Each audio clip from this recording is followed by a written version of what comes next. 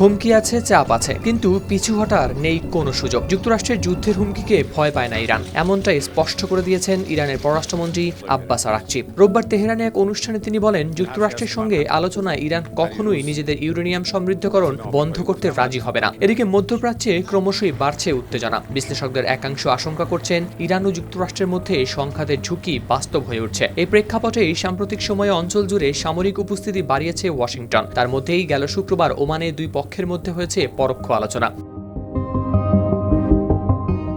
এই আলোচনার পর তেহরানে আরাকচি জানান, ওয়াশিংটনের উপর খুব বেশি আস্থা রাখে না ইরান। নতুন করে শুরু হওয়া আলোচনায় যুক্তরাষ্ট্র গুরুত্ব দিচ্ছে কিনা এমন সন্দেহ রয়েছে তাদের। তিনি আরো বলেন, আমাদের উপর যদি যুদ্ধ চাপিয়ে দেওয়া হয়, তারপরও কেন আমরা ইউরেনিয়াম সমৃদ্ধকরণের উপর এত জোর দিচ্ছি এবং এটি বন্ধ করার বিষয়টি প্রত্যাখ্যান করেছি?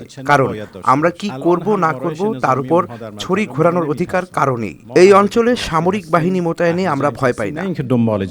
আরাকচির বক্তব্যে উঠে আসে আত্মবিশ্বাসের সুর। তার মতে, এই অঞ্চলে সামরিক বাহিনী মোতায়েন করা হলেও ইরান ভয় পায় না, বরং তারা চায় আলোচনার মাধ্যমে যুক্তরাষ্ট্র ইরানের উপর আরোপিত নিষেধাজ্ঞা তুলে নিক। এর বিনিময়ে পরমাণু কর্মসূচি নিয়ে পশ্চিমাদের আস্থা তৈরির মতো পদক্ষেপ নিতে প্রস্তুত তেহরান। তবে পশ্চিমা দেশগুলোর দাবি, ইরানে ইউরেনিয়াম দিয়ে পরমাণু অস্ত্র তৈরির পথে হাঁটছে। তবে বহু বছর ধরেই এই অভিযোগ প্রত্যাখ্যান করে আসছে ইরান। সব মিলিয়ে অবস্থানটা পরিষ্কার, হুমকির মুখে নতি নয়। ইরানের চোখে আলোচনা হবে সমতার ভিত্তিতে, ভয় দেখিয়ে নয়। হাওলাদার শামীম, RTV।